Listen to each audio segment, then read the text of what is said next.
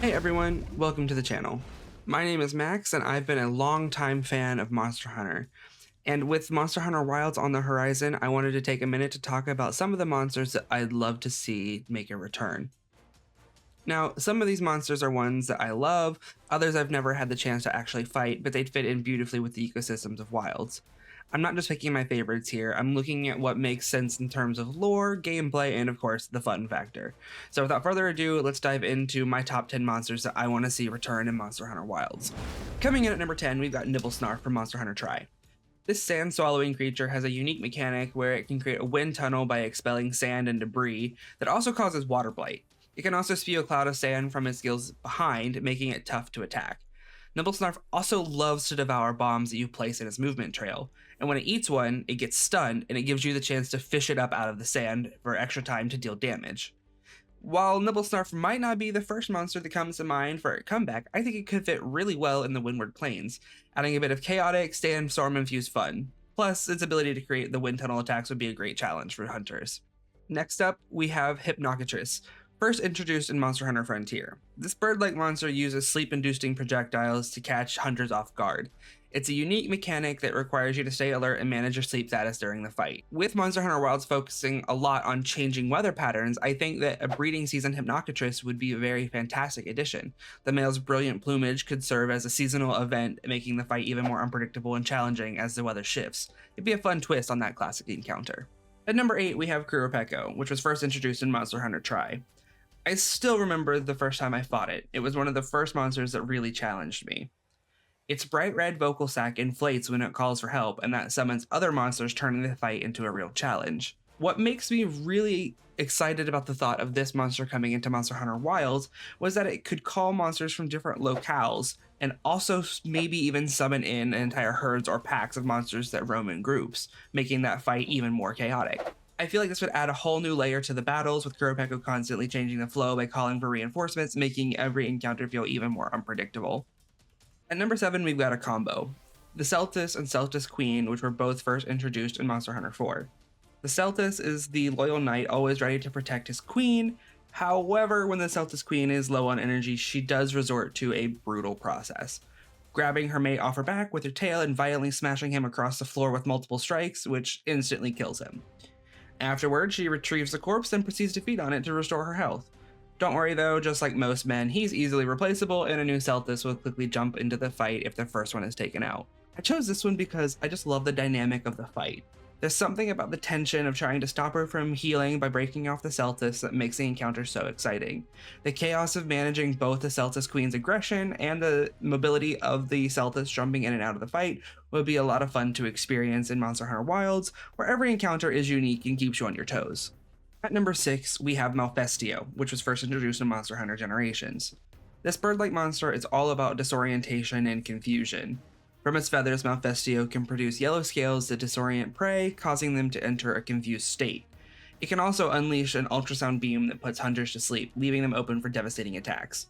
When enraged, it reveals the claws along its wings and uses them as deadly weapons to slice through anything in its way. What makes Malfestio stand out is how it keeps hunters on their toes. Between the confusing scales, sleep-inducing ultrasound, and its sharp claws when enraged, every moment of this fight requires full attention. And I think bringing Malfestio back to Monster Hunter Wilds could reintroduce a confusion status effect that swaps the control inputs. Imagine dodging an attack only to find your control suddenly reversed or scrambled. Talk about throwing a curveball. This would add another layer of challenge, forcing hunters to adapt quickly, and I'd love to see it back, especially with the dynamic, unpredictable environments of Wilds.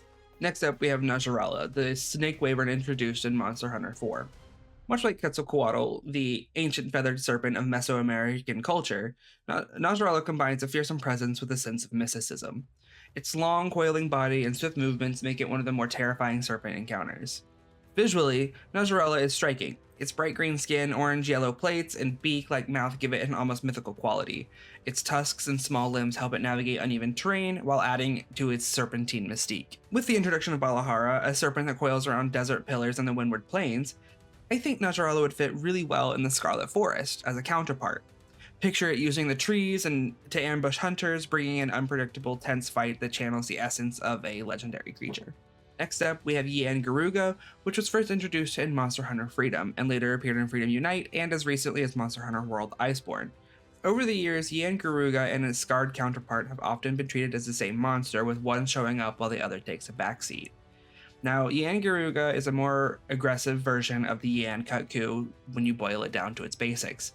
It's quicker, more erratic, and much more dangerous. Imagine a Kutku, but with the unpredictability and violence of a bull in a china shop. Its attacks are fast and wild, and it can leave you scrambling for cover. In Monster Hunter Wilds, this would make for a tense and chaotic encounter. With its erratic attack patterns, it would be a monster that keeps you on your toes, forcing you to adapt quickly to survive. It's a pure brawler that would test both your timing and your endurance. And with the Kutku being confirmed coming to Monster Hunter Wilds, I think it would make sense for Garuga to make an appearance at some point. Up next is Gammoth, the massive fanged beast introduced in Monster Hunter Generations. This big gal is the size of your worst winter nightmare, resembling a woolly mammoth with fur that's almost as thick as her attitude. Her tusks are enormous, her body is armored and thick plating, and she has a trunk that doubles as a snow machine. She can breathe icy blasts to trap hunters in snow or encase herself in ice for added protection. In Monster Hunter Wilds, I could totally see Gammoth charging through the ice shard cliffs, using her brute strength to crush anything in her path. Imagine trying to dodge giant snowstorms while she plows through the terrain, making every step feel like you're trapped in a stampede. She's the perfect mix of size and chaos, and let's face it, we all secretly want to see her charge headfirst into an apex monster. Who wouldn't? Alrighty, let's move on to Dalamadur. The elder dragon that is so huge you might question whether it's a mountain rather than a monster. First introduced in Monster Hunter 4, this serpentine beast is a walking or slithering natural disaster. With its glowing red eyes, sharp barbed body, and a tail that rattles like a rattlesnake, it's got a vibe that says, "Get out of my way." It burrows through stone, clings to terrain with ease, and unleashes earth-shattering attacks that'll make you reconsider your career choices. Its arsenal is wild, paralyzing tongue strikes, fire breath, and the ability to call down meteor-like projectiles from the sky. And if that's not enough, its sheer size can cause tremors and collapse rock formations. Imagine a battle where the ground beneath you is crumbling and you have to fight to stay on solid footing. Sounds fun, right? Now here's the twist. Dalamadur bears a resemblance to a recently revealed monster in Monster Hunter Wilds, and even the game's logo itself gives off a similar vibe. So while this might be a bit of a stretch, how amazing would it be to see Dalamadur make its return in Wilds? With the new graphics and environmental mechanics, this colossal serpent could make an even more terrifying force of nature. And finally, for my number one pick, it's really more just a classification of monsters. They're the origin species. Now, this is a deep cut from Monster Hunter Frontier G, but hear me out. Origin species are monsters that have remained almost unchanged from prehistoric ancestors, making them some of the oldest and most terrifying creatures in the Monster Hunter world.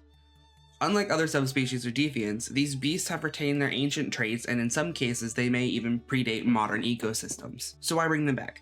Well, with Arkveld being referred to as an extinct species, and that weird Rathalos we saw in the launch trailer, Monster Hunter Wilds might already be teasing this idea.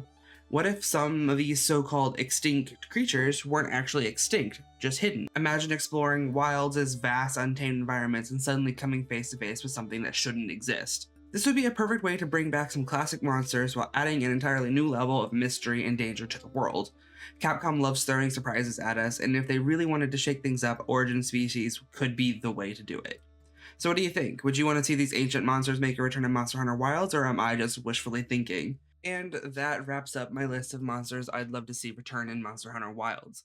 Whether it's the coiling terror of Najarala, the unstoppable force of Lady Gammoth, or the sheer ancient power of the Origin Species, there are so many incredible monsters that could make a comeback in this next installment. But now I want to hear from you. What monsters do you want to see in Wilds? Did I miss one of your favorites? Let me know in the comments, and let's get the speculation going. If you enjoyed this video, don't forget to hit the like button, subscribe for more Monster Hunter content, and ring the bell so you don't miss any future uploads. I've got plenty more Wilds discussions coming, wishlist videos, and maybe even some deep dives into Monster Hunter lore coming soon, so stay tuned. Thanks for watching, and I'll catch you next time. Happy hunting.